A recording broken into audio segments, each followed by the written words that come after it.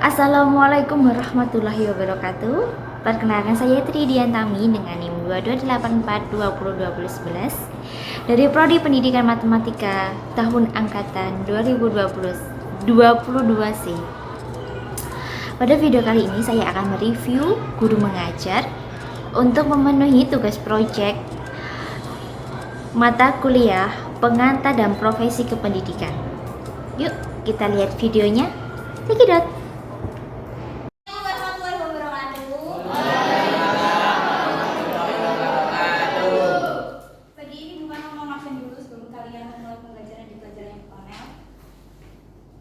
Abdurrahman Maulana, Adam Fajar, Daniel Kristiawan, Faradina, Jevin Kristio, M. Afrizal, Mayumi, Nathaniela, Rafael, Revalina, Siti Aisyah. Oke. Yang nggak masuk hari ini nggak ada ya, semua ya. Dari video tersebut, guru sedang mengabsen muridnya.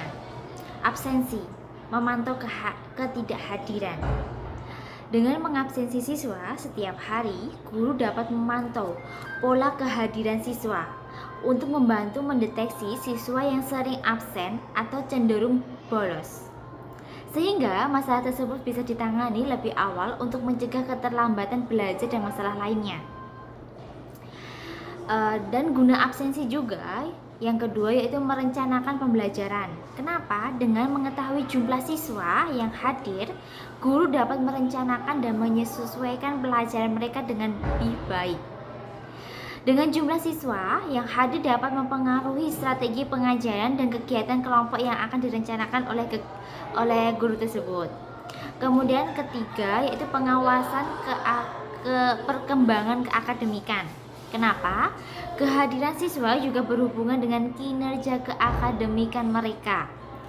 Data kehadiran dapat membantu guru dan staf sekolah dalam memahami bagaimana kehadiran mempengaruhi presentasi siswa dan membantu dalam mengidentifikasi area di mana siswa adalah langkah administratif dan manajemen kelas yang penting untuk memastikan kehadiran siswa yang konsisten, menciptakan lingkungan yang aman, dan membantu proses pembelajaran dan pengawasan siswa.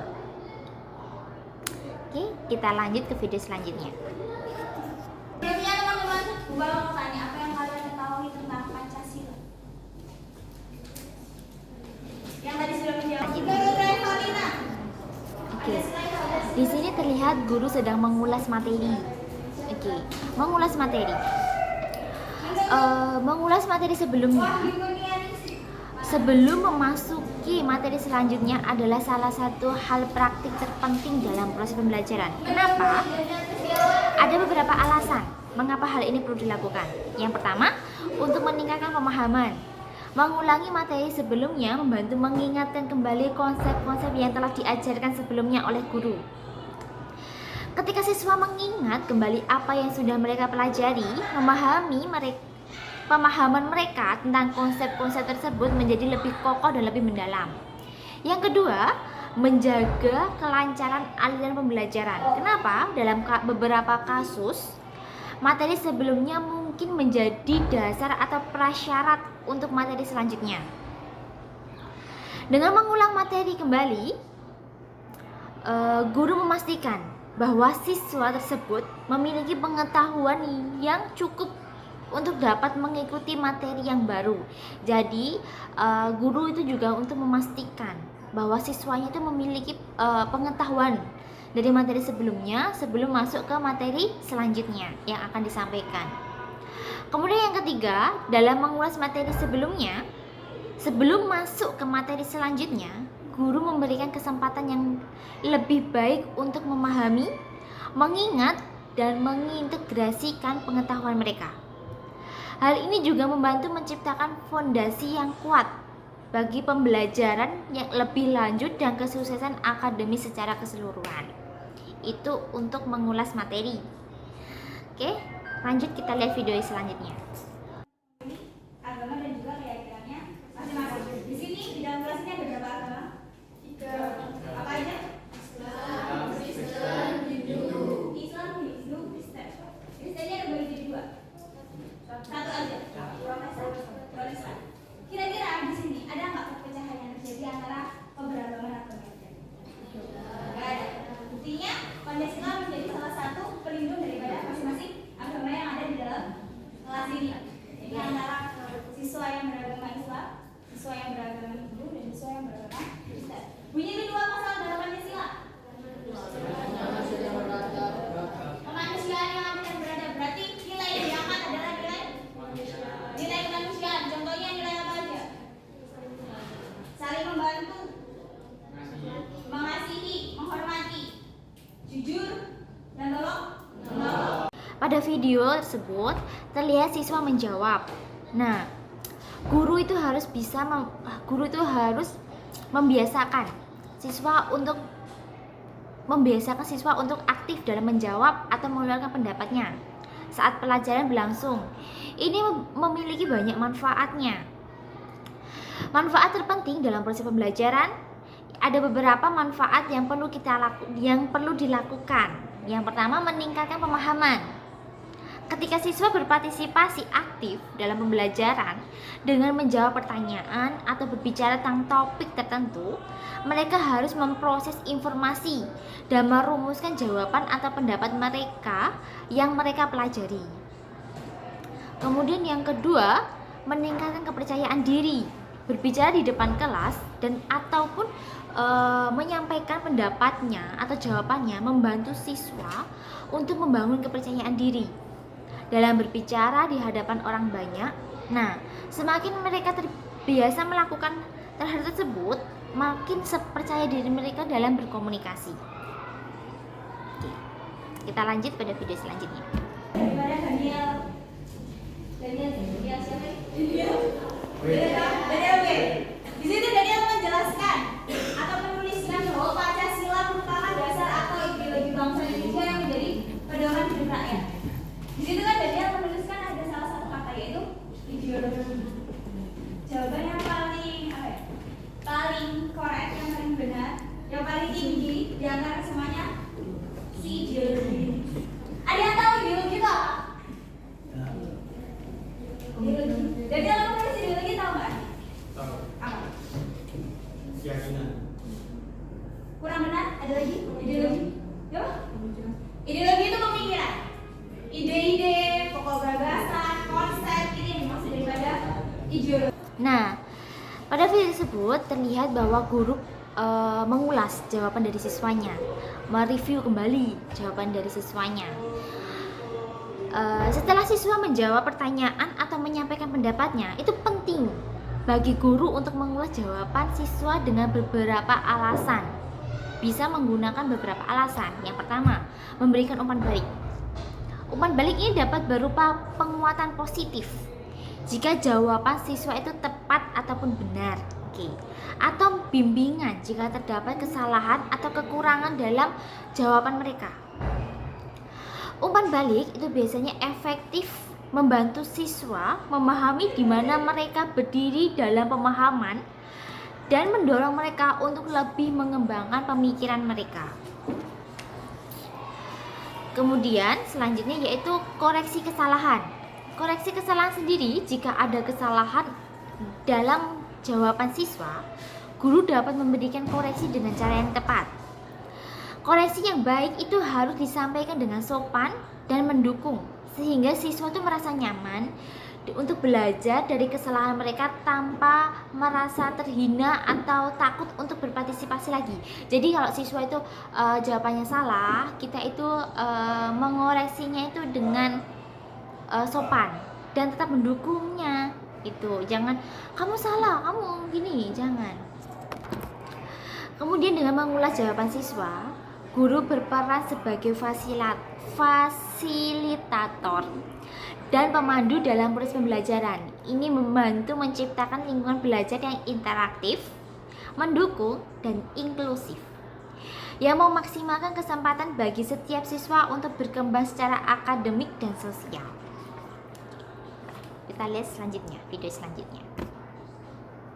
Saya tuliskan dulu siapa? Ide kita apa? Pemikiran. Pemikiran bisa, ide bisa, konsep atau berdasar juga bisa. Ada siapa aja tadi? Insinyur Soekarno. Terus Muhammad Yamin. Next.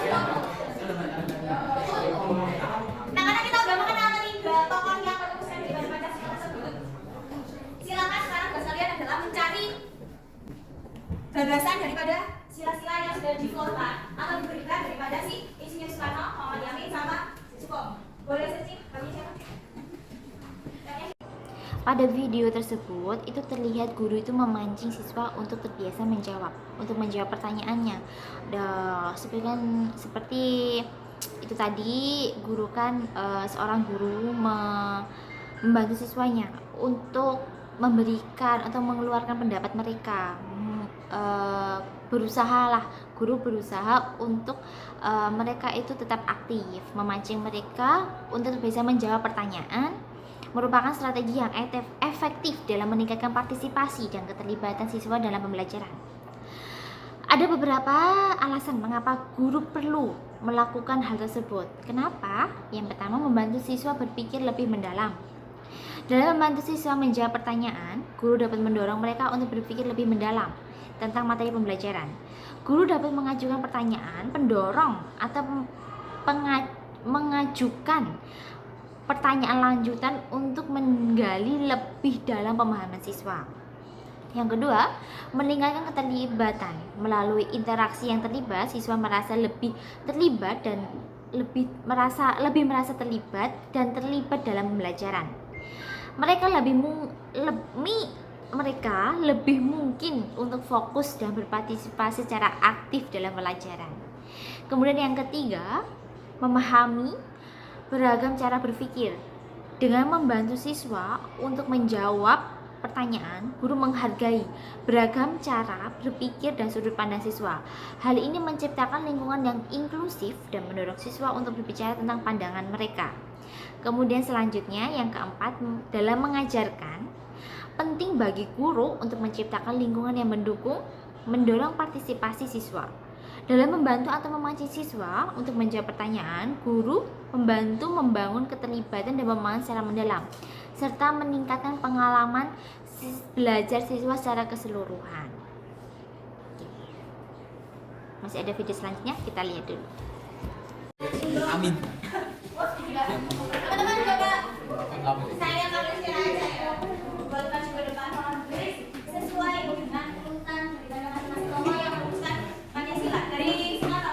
Di Soekarno ada berapa? 5. Muhammad Yamin 5, Soekarno ada 5. Ya. 5 semua. Ada dia Prasetyo?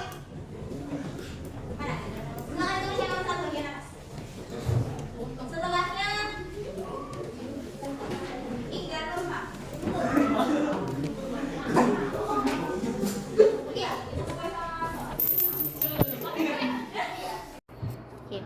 Pada video sebelumnya, siswa diminta untuk mengumpulkan informasi melalui media sosial, kan ya? Itu menurut saya, setelah siswa diminta untuk mengumpulkan informasi dan kemudian guru kan menunjuk salah satu siswa untuk maju dan menyampaikan hasil yang dia peroleh, dapat memiliki beberapa manfaat dalam pembelajaran. Kenapa? Yang pertama, menciptakan lingkungan yang inklusif.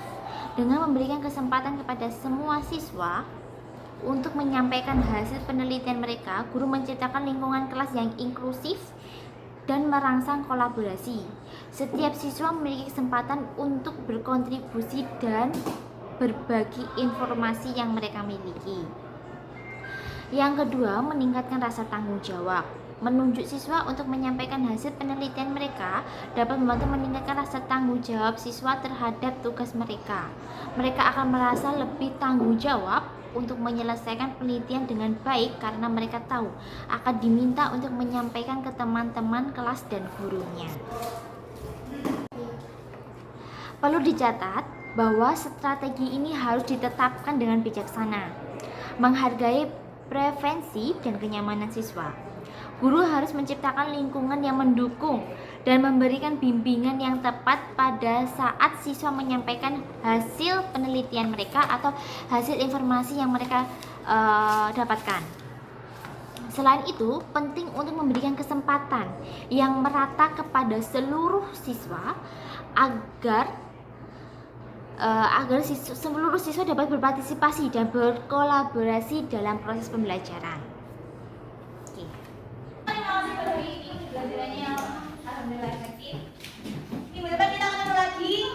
Tolong belajar di rumah. Saya nggak kasih tugas tapi saya kasih catatan saja. Silakan untuk belajar di rumah mengenai asas yang ada dalam Pancasila.